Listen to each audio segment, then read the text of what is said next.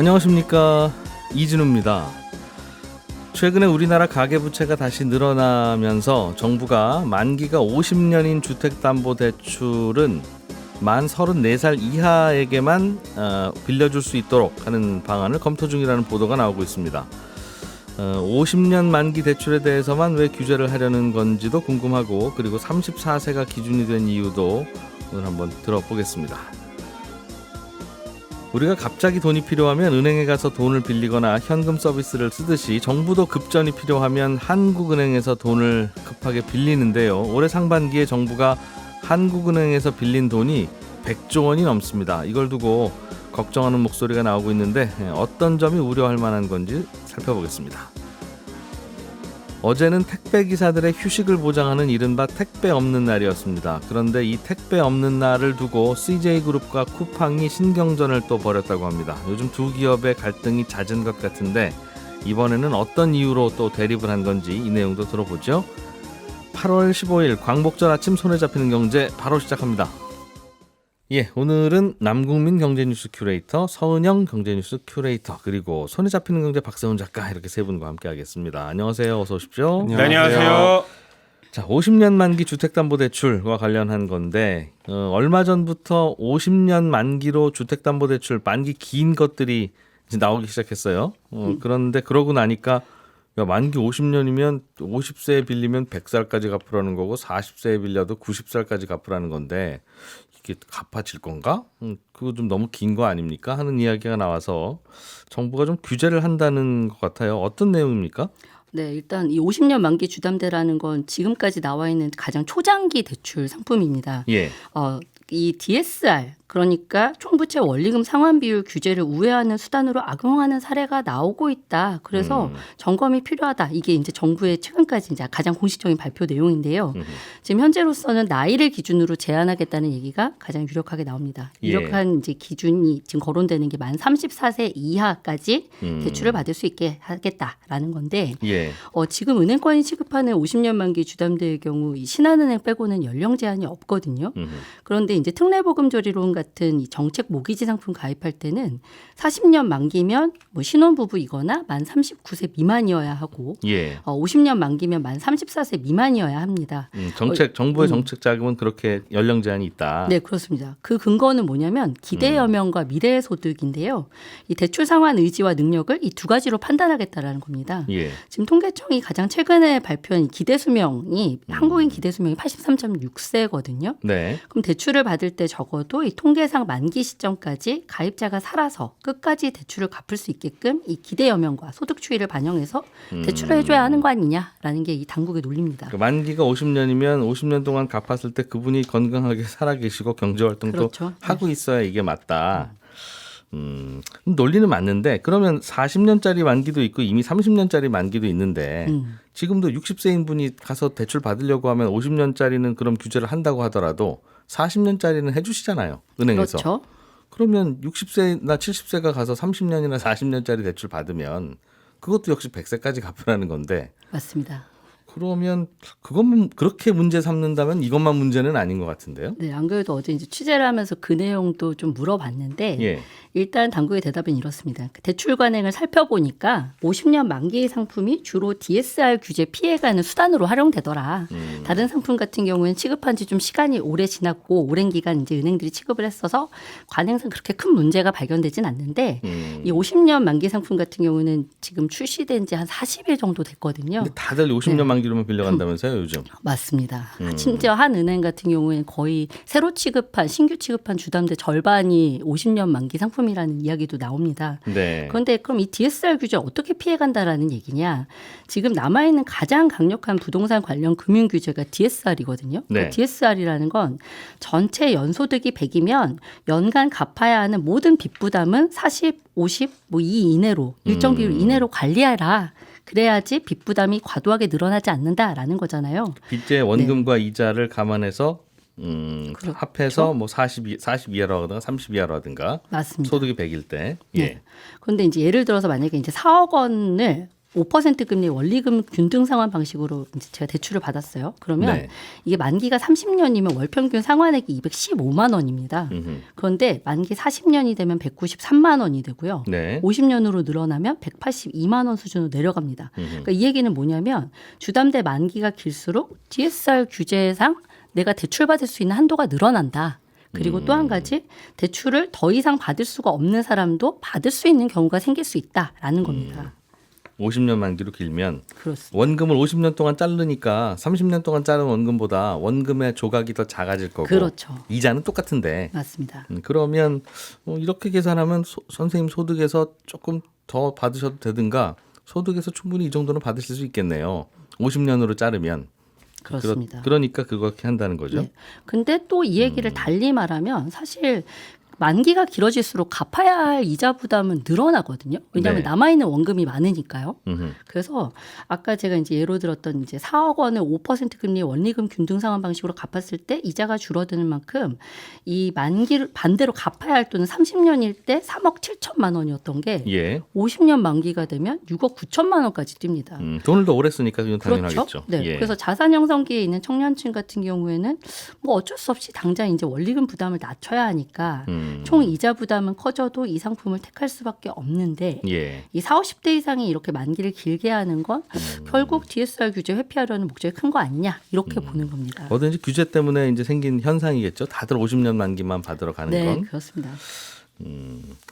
그렇긴 한데 이게 그래서 다른 나라들 보면 북유럽 국가들은 만기 120년짜리 대출도 있고 막 네. 100년짜리 대출도 있고 그렇대요. 그래서 왜 이런 걸 만들었어요? 라고 물어보면 여기도 이 나라도 집을 장만할 때 원금을 다 갚아라 대출 받는 기간 동안 네. 그렇게 다 규제를 하니까 집값은 비싸고 음, 돈은 별로 없고 그런데 원금을 다 갚으라고 하니 네. 만기를 늘릴 수밖에 없잖아요. 그러니까 우리나라도 10년 안에 원금 다 갚으세요라는 대출을 해주면 제일 좋은데 그럼 10년 안에 모든 가계부채들이 다 꺼질 테니까. 네. 근데 어떻게 집값은 이렇게 올라가 있는데 10년 안에 다 갚거나 20년 안에 다 갚겠어요? 맞습니다. 그러니까 이제 좀 자꾸 길어지는 건데 아무튼 50년 만기 상품은 이제부터는 30 몇 살 이하로만 빌려줘라. 일단은 연령은 앞으로 좀 치열한 논의가 필요할 것으로 보입니다. 왜냐하면 벌써부터 지금 이 역차별이다. 그러니까 예. 40, 50대 이상 그럼 뭐 대출 받아가지고 집 사지 말란 얘기냐. 지금으로서는 DSR 규제 때문에 대출받기 어렵다. 그럼 예. 이런 볼멘 소리들이 계속 나오는데 일단은 좀 뒷말도 좀 나오는 게 이 50년 만기 주담대가 대통령직 인수위원회 시절에 이제 대출 규제 완화 공약으로 좀 검토가 됐었던 거기도 하고요. 예. 처음에 나온 게 이제 지난해 6월에 주택금융공사 보금자리론 만기가 50년까지 늘어나면서 이게 시중은행까지 넘어온 겁니다. 예. 그러니까 말하자면 이제 정부에서 취급하는 이제 공공기관에서 취급하는 정책 모기지 상품부터 이렇게 만기가 늘어났다라는 건데 예. 그럼 이제 이 은행들로서는 이제 볼멘 소리가 나오는 게 이런 거죠. 지금 이 규제가 필요하다는 얘기가 나온 게 가계대출을 점검하는 이제 관계부처들이 모여서 가계부채를 문제를 점검을 하는 회의 자리에서 보니까 지금 주담대가 굉장히 빠른 속도로 늘어나고 있는데 보니까 50년 만기 상품이 굉장히 빠른 속도로 늘어나네. 그럼 이것 좀 잡아야겠다. 이런 문제 의식이었거든요. 그러면 다시 40년 만기 대출로 돌아가겠죠. 그렇죠, 그렇죠. 아니 그럼 대출 안 받아야 되겠다 이렇게 생각하는 게 아니라 맞습니다. 네. 그래서 사실 이게 음. 근본적인 문제 해결이 아닌데 왜 50년 만기 상품을 가지고 문제 삼느냐. 결국 이 50년 만기 상품 나온 것도 민생 안전 대책의 일환으로 해서 정부에서 먼저 독려하고 상품이 출시됐던 건데 이제 와서 이렇게 규제의 칼을 꺼내드는 것 자체가 말이 안 된다라는 얘기가 나오는 겁니다. 근본적으로는 대출 받고 나서 집값을 다 갚으라는 거에서 생긴 부담 때문에 자꾸 이렇게 편법들이 나오는 것 네. 같은데 그건 잘 모르겠어요. 어차피 집을 담보로 빌리면 30년 만기 대출이나 40년 만기 대출을 받았을 때 그래도 원금을 한 50%는 갚으세요. 다 대출 받는 기간 동안. 네. 내지는 30%는 원금을 갚으세요. 그렇게 하는 거는 이해가 되는데 원금을 다 갚으세요. 그러면 네, 그 집이 어디 한두 푼이 아닌데 그렇죠. 그게 계속 유지가 가능한 규제인가 하는 생각은 들더군요. 자꾸 가계부채 줄이면 좋은데 집값은 이렇게 높아진 상태에서. 알겠습니다. 박 작가님. 네. 정부가 급전이 필요해서 100조 원이나 한국은행에서 빌렸다는 게 이게 무슨 말이에요? 우리 가게가요. 예. 아빠나 엄마의 월급으로 가정 살림을 하는 것처럼 정부는 세금을 걷어서 나라 살림을 하는 비슷한 구조입니다. 예. 그런데 가정에서는 갑자기 큰 돈이 필요하면 마음은 많이 아프지만 그동안 저금했던 돈을 깨서 쓰거나 그것도 안 되면 신용카드 현금 서비스를 쓰거나 할 수 있는데 예. 정부는 매년 세금을 걷어서 쓰기 때문에 저금한 돈이라는 것도 없고 그렇다고 정부가 신용카드 회사에 가서 저기 좀 급해서 그러는데 현금 서비스 좀 씁시다 라고 할 수도 없잖아요. 네. 그래서 정부는 급전이 필요하면 두 가지 방법 중 하나를 쓰는데 네.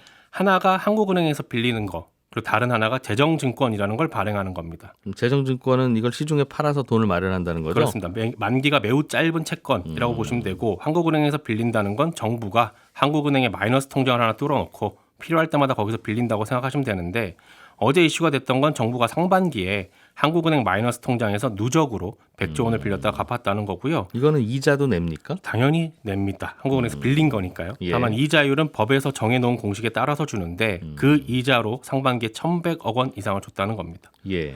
정부가 이렇게 한국은행에서 근데 돈을 빌리는 게 어쩌다가 있는 일이 아니고요. 매년 빌리기는 하는데 상반기에 빌린 금액의 규모가 100조 원이라는 숫자 때문에 언론에서 더 크게 주목을 한 거긴 합니다. 작년에 정부가 빌린 게 한 34조 원 정도 됐었고 네. 코로나19로 정부 지출이 급격히 늘었던 2020년 상반기에 90조 5천억 원을 빌렸는데 그때보다 많다는 겁니다. 그런데 또 100조 원이나 되는 돈을 상반기에 한국은행에서 빌렸다라는 건 그만큼 지금 정부의 재정 운영이 쉽지 않다는 얘기도 한 뉴스입니다. 세금 걷어서 정부가 쓰는 거니까 네. 세금이 정부 쓰려고 하는 시기보다 조금씩만 빨리만 들어오면 돈 손 벌릴 일은 없는데 그렇죠.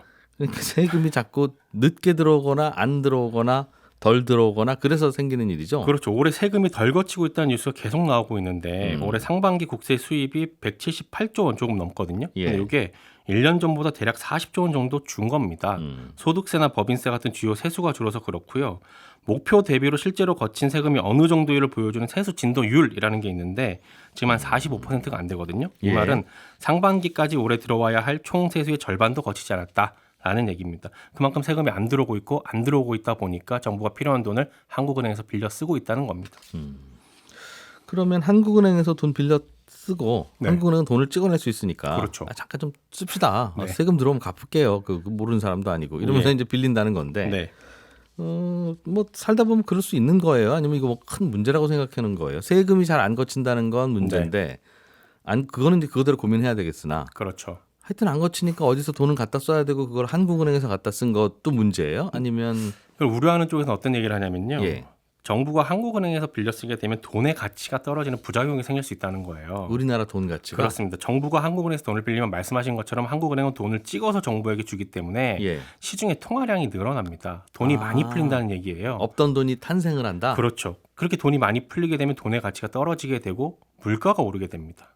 예. 그리고 우리나라 돈의 가치가 떨어지면 외국인들이 우리나라에 투자를 잘 안 하게 됩니다. 왜냐하면 기껏 투자해서 돈을 불려봐야 몇 년 후에 자기 나라로 돌아갈 때 우리나라 돈을 자기네 나라 돈으로 바꿔보면 처음에 가져온 돈보다 오히려 줄어들게 되니까 투자를 좀 덜하게 되는 거거든요. 예. 그래서 어느 나라든 정부가 중앙은행에서 돈을 빌리는 건 엄격하게 규제를 하고 있고요. 한국은행도 정부가 돈 빌리기 전에 일단 재정증권을 발행해보고 그래도 안 되면 그때 빌려라 라는 걸 일종의 대출 조건으로 걸어두고는 있거든요.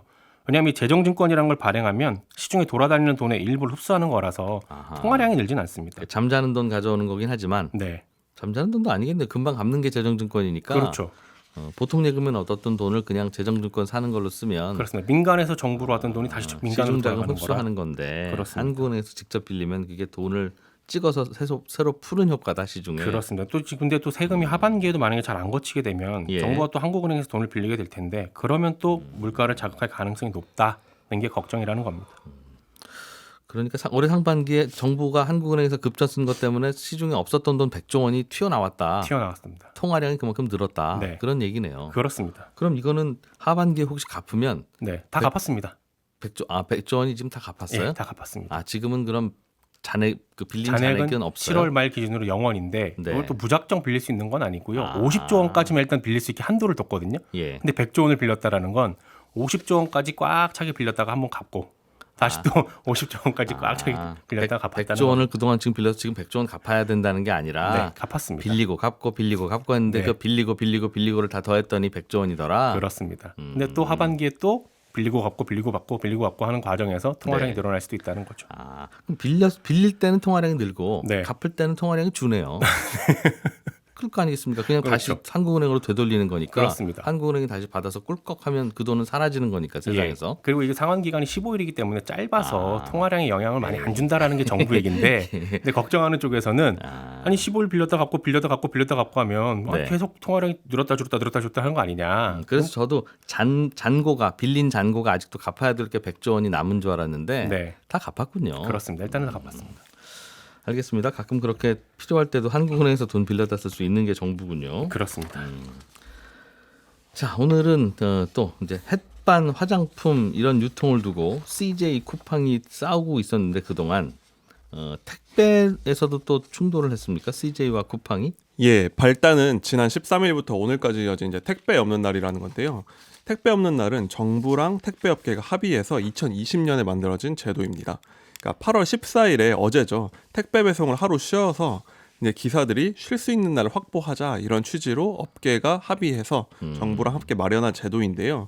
올해도 이게 시행이 돼가지고 아마 어제나 오늘 인터넷에서 이제 물건 주문한 분들 중에 배송이 수요일 이후로 미뤄진다 이런 안내를 받은 분들이 있을 겁니다. 예. 그런 여기에는 지금 CJ 대한통운이나 한진택배 등 주요한 택배사들이 참여하고 있어서 지금 택배사들이 쉬고 있다. 근데 이게 지금 갈등의 발단이 됐다. 이런 겁니다. 그 택배사들이 아예 모여서 하루는 우리 그냥 그 어떤 택배사도 영업하지 맙시다. 어느 회사만 영업하고 어느 회사는 쉬면 그 쉬는 회사 쪽 고객이 화를 내기도 하고 다른 쪽으로 넘어가니까 그러지 말고 다 함께 쉽시다 이렇게 정한 거군요. 예, 그렇습니다. 지금 한 80% 정도 되는 기사들이 이제 쉬고 있는 건데 예. 문제는 이 택배 없는 날에도 쉬는 택배와 일하는 택배가 따로 있다는 겁니다. 아하. 그러니까 이때 쉬는 건 대한통운 같은 이제 전문 택배 회사들이 대부분이고요. 예. 쿠팡의 뭐 로켓 배송, 마켓컬리의 뭐 새벽 배송, 뭐 신세계 쓱 배송 같이 업체가 자체적으로 운영한 택배는 운영을 합니다. 편의점 택배도 일부 운영을 하고 있고요.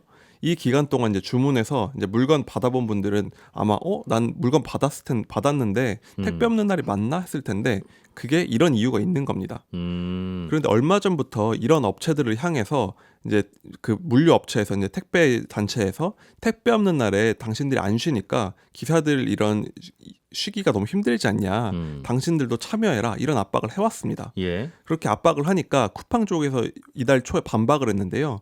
쿠팡은 1년 내내 택배 없는 날이랑 마찬가지라서 이렇게 택배 없는 날을 따로 정할 필요가 없다. 우리 기사들은 8박 9일씩도 쉬고 휴가를 다녀온 사람도 많다. 그러니까 택배 없는 날 불참하는 거 가지고 우리 압박하지 말라. 이렇게 반박을 한 겁니다. 한마디로 우리 기사들은 잘 쉬고 있는데 당신들은 못 쉬고 있는 거니까 우리한테 압박하지 말라. 이렇게 강하게 반박한 거죠. 당신들은 365일 쉬는 날이 없으니까 모여서 담합을 해서 하루는 쉴 수는 있는데 우리는 평소에도 쉬는데 왜 우리도 그날 같이 쉬라고 하냐? 그렇습니다. 라고 하는 게 쿠팡 측의 주장입니다. 쿠팡, 컬리, 신세계 같은 자체 배송망을 갖춘 회사들이 하는 얘기다. 그렇습니다. 그러면 구조가 어떻길래 어디는 중간중간에 쉴 수 있고 어디는 1년 내내 하루를 못 쉬고 그래요? 쿠팡 측의 주장에 따르면요. 자신들은 상품을 나르는 대리점 소속 택배기사가 계약할 때부터 자기 지역을 책임질 백업 기사라고 이제 부르더라고요. 그 기사를 지정을 해야만 자기들과 계약을 한다 이겁니다. 즉 제가 맡은 지역이 있는데 예. 제가 쿠팡과 계약을 하려면 네. 저 말고 대신 해줄 수 있는 사람을 지정을 해놓고 계약을 해야 된다는 거죠. 그분은 평소에는 그럼 놀아요? 이제 다른 택배를 하든지 이제 저의 이제 부사수 같은 역할을 해준다. 그런데 이제 그분도 택배를 하는 분인 거죠. 예. 그런 사람을 해야 되기 때문에 우리 회사 소속을 이제 일을 해주는 분들은 쉴 수 있다. 주장을 하는 겁니다. 네. 그런데 반면에 다른 택배사들은 대부분의 대리점이 한 지역을 전적으로 책임을 져야 하기 때문에 예. 이 사람이 쉬려면 다른 사람을 고용을 하루 해야 되잖아요. 근데 이게 그렇죠. 하루에 한 예. 25만 원 가량이다. 그럼 택배기사가 수입도 포기하고 하루 25만 원씩을 부담을 해야 하니까 쉽게 휴가를 못 쓴다. 예. 이게 바로 차이가 있다. 이렇게 주장을 한 겁니다. 즉 쿠팡의 물건을 날라주는 기사들은 자기 수입만 하루 포기하면 휴가를 갈 수 있지만 네. 다른 기사들은 다른 기사 일당까지 줘야 하기 때문에 더 부담이 크다라고 주장을 하는 거죠. 똑같은 것 같은데요. 자기 일당 포기하고 쉴 수도 있고 아니면 그 자영업을 하는 분은 다른 사람을 대신 고용하면 그 고용하는 비용의 부담은 들지만 그날 그분이 돌려서 번 택배비는 나한테 오는 거 아닙니까? 이제 그거를 이제 네. 고용하는 거에 대한 액수를 주장을 하고 있는 겁니다. 25만 원이라서 곱하기 하면 하루 얼마씩 부담을 하고 있다라고 쿠팡 측 공격하는 논리로 세운 거죠. 똑같은 것 같은데 예를 들면 3일 휴가 가고 싶으면 쿠팡이나 다른 쪽에서는 그 이른바 대체기사, 백업기사 그분을 3일 쓰면 그분한테 하루에 뭐 25만 원 주기로 했으면 75만 원이 나가는 거고, 다른 택배 기사님들이 휴가를 좀 가려고 3일을 쉬면 그때는 그 다른 고용할 다른 기사를 또 어디서 고용해 와야 되니까 그분한테도 25만 원 드려야 될 거 아니겠어요. 그래서 지금 쿠팡 쪽에서 주장한 얘기는 똑같은 그런 것 같은데요? 금액적 부담을 예. 지출해야 되는 것뿐만 아니라 현실적으로 지역을 사실상 한 사람이 맡고 있기 때문에 구하는 것 자체가 거의 어렵다. 그렇게 주장을 하는 겁니다. 두 가지 측면이 있는 거죠. 아하. 그렇기 때문에 자기들은 더군다나 직고용하고 있는 기사들도 있기 때문에 예. 투입을 해서 휴식권은 보장할 수 있다. 두 가지 층위가 있는 겁니다. 다른 사람이 왔다 갔다도 자주 하니까 누구 대신해 주는 것도 쉬운데 네, 다른 쪽에서는 그 지역은 그분만 하니까 대리기사 구하는 것도 쉽지 않다는. 그렇습니다. 구하기는 쉽지 않겠군요. 그렇군요. 거기에 대해서는 그냥 서로 그렇게 말싸움을 치열하게 하고 있는 지금 그런 상황이네요. 네, 맞습니다. 지금 양쪽의 주장이 부딪히고 있는데 예. 이 불똥이 좀 커진 이유는 뭐냐면은 이게 당초에는 택배 없는 날에 물량을 뺏기고 예. 이 제도 취지를 무색하게 한다면서 택배 대리점 협회와 쿠팡이 갈등하는 상황이었거든요. 그런데 쿠팡이 갑자기 다른 택배사를 사실상 저격하는 발언을 하면서 여기에 앙숙인 CJ가 발끈하면서 나선 겁니다. 그러니까 일부 회사가 택배사들은 쉬고 싶을 때 마음대로 쉴 수 없어서 택배 없는 날을 만들었다는 왜곡된 주장을 하고 있다고 또 CJ가 공격을 한 거죠. 이거 사실상 쿠팡을 비판한 겁니다. 그러면서 업계가 겨우 만든 상생 협약을 무력화하지 말고 당신들 동참해라. 이렇게 또 보도자료를 낸 겁니다. 그러니까 전국에 다들 하루 쉬면 그냥 다들 어디서 시켜도 하루 더 걸리니까 아무도 피해 없이 그냥 소비자들만 한번 불편하면 되는데 누구는 배송을 하고 누구는 안 하고 그러면 소비자들이 배송하는 쪽으로 쏠리지 않겠냐? 그렇습니다. 그런 거군요. 네. 계속 싸울 것 같습니까? 예, 지금 물류업체 1인 뭐 대한통운과 쿠팡은 또 근데 다른 택배들도 받겠다 이러면서 더 확장할 의지를 보였거든요. 그래서 이 택배 업계를 놓고 계속 갈등이 이어질 것 같습니다. CJ와 쿠팡의 대결은 재밌긴 한데 예, 저희는 내일 아침 8시 30분에 또 다 같이 모여서 재밌는 경제 뉴스들 모아서 전해드리겠습니다. 내일 아침에 뵙죠. 이진우였습니다. 고맙습니다.